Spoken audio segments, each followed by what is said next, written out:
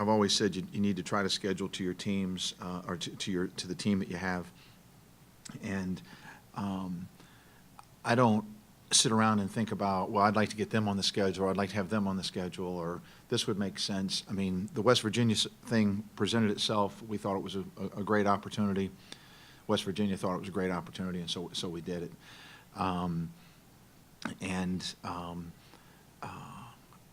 I want us to have a good schedule. I don't think that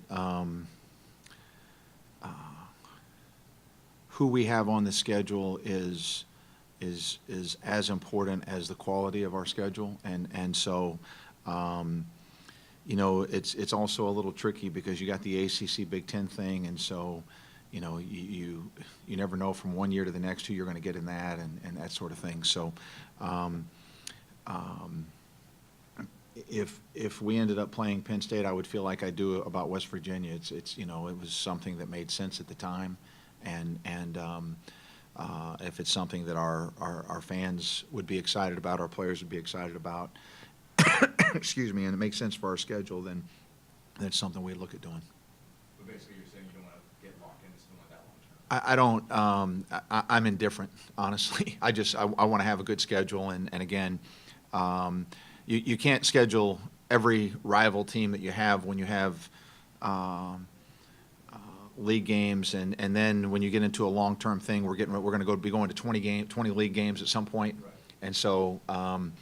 But I mean, I'm glad we're playing this game. I think this is a great opportunity for us and probably for them, and a great cause, obviously, and so. And if it made sense for us to do something long-term, then we would certainly look at doing that. Cam was in here earlier. He was saying that practice you were very positive. You know, no negative things coming out of your mouth at practice. I assume that's correct. That's nice of him to say. Yeah, I feel like negative things come out sometimes, but. Well, but also after games here, you've been very honest about some of the shortcomings that your team has. Do you talk to your team about the same things you talk to us about? Yeah, but I think I can talk honestly about the shortcomings of our team without being negative. I'm not being negative about my team when I'm coming in here. I'm just giving an honest assessment, which I would like to hope that as journalists, you guys probably get tired of coach speak and mundane answers and things that coaches are expected to say. I tend to come in here and give you an honest assessment on what I see and what I feel, but I try to do that not in being negative. It's in a way that maybe my team needs to get better in this area. Maybe I need to get better in that area and helping them. I mean, we're a work in progress. We're not a finished product by any stretch of the imagination, and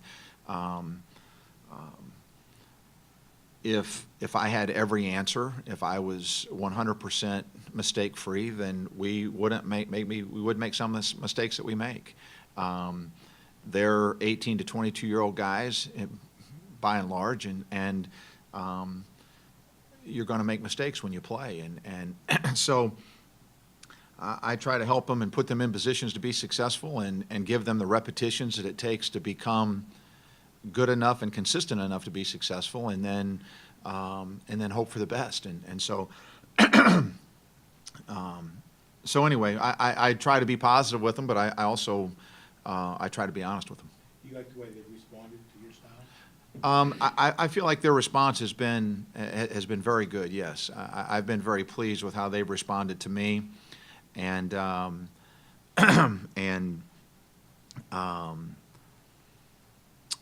I think that you know, we're still growing together. We're growing in terms of learning one another and learning how the other feels and how the other reacts and what the other needs and what the other knows and that kind of thing. And it's just it's a process, and hopefully our learning curve can be good, because you know we've got tough games on our schedule and a very tough conference schedule ahead of us. So, but I've been pleased with the way that they've received me and received our coaching. Is it going to be tough to win games during that difficult fueling that process? It can be. Fortunately, we have good players, and I think that for the most part, we've put them in pretty good positions to be successful, and they've responded well to that. So I think they trust us. I think they trust me, and I think that's a big part of the battle. I think I have earned their trust, and now we just have to continue to get better together. How long do you think it took, Kevin, for both of you to kind of get a feel for the guys that you have, that you inherited, and for them to kind of get fully acclimated, or at least somewhat acclimated to you? I think, part of it took place real quickly, and then part of it probably is still ongoing. Like I said, we're not all the way there yet. I think I'm expecting some things out of them that they're not used to having those kinds of expectations placed upon them, and so I think anytime there's a coaching change, there's going to be differences in philosophy. There might be similarities too, but there's going to be differences, and so they're still.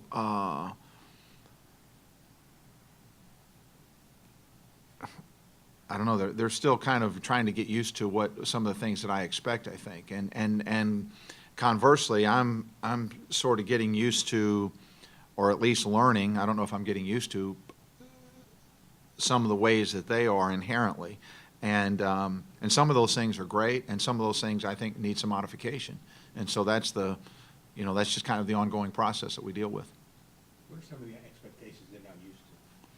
I don't want to get into because any time I say something like that, it's going to have a reflection on the people that are coaching them before me, and I don't think that's right. I don't think that's fair, because my way is not better than Jamie Dixon's way. It's just different, and so anything that I say in that regard could come out as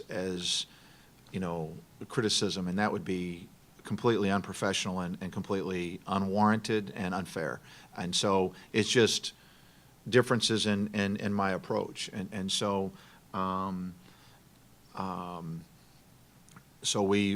they deal with different kinds of expectations, and again, I try to be as tolerant as I can to what they're used to and what they're good at, and then, but there are some levels where, because of how I need things to be in the future for my own comfort level, I have to sort of demand that those things are that way now. What do you think, Kevin? Thanks. What do you think was causing the first 8 games, some of Sheldon's offensive struggles? I think that at times players, I won't just say Sheldon, players can get in their own way, overthink things. I think maybe I've said this in here. Sheldon was by far and away our best player in our scrimmage against Villanova, and I just think that sometimes, as I say, guys think themselves into a new way of acting, which you would much rather act yourself into a new way of thinking than to think yourself into a new way of acting. So I think that maybe he was overthinking some things and overthinking some situations. And we had a couple of meetings and a couple of talks about it, and I think that to the extent that he's capable of, I think we're able to clear up some of those and identify some of those, and in some cases identify the needlessness of some of those things that he's thinking and focusing on, and get him focused back on being an energy guy and being a leader and being the things that he's been to us since the day I arrived. And when he does those things well, his play tends to follow. What have you noticed about Penn State so far this year? Very talented, very young talent, but very talented. Outstanding wing shooters, great shot blocker inside. But just they really have some ability. They've got some athleticism, some shooting. Again, inside presence, and so they'll mix up their defenses. And I mean, they're a well-coached team that plays hard, and we expect to be quite a challenge. I want to go back real quick on something you said about you doing things just differently. We asked Cam about just things you guys have done different defensively. He was talking about just really the difference between switching as much as you guys do as opposed to the edging you used to do. How much of that how much of an adjustment is that for this team defensively? Just that kind of different way of looking I don't think that's as much of an adjustment as I mean, just switching in general as opposed to maybe fighting through screens and I think that initially that was a little bit more of an adjustment maybe than even anything that we were doing offensively.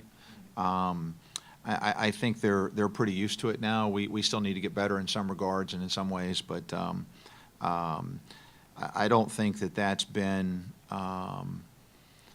I think we've kind of worked through some of the challenges of that. There are still some lingering causes and effects, if you will, of what that type of defense will do. But I think we changed defenses probably a little bit more than they did in the past. Not that that's even been my style, quite honestly, but I feel like it's been the best thing for this team, and so we just we're not where we want to be defensively yet, and so I don't want to say that we're searching. We're not searching, but we're just trying to figure out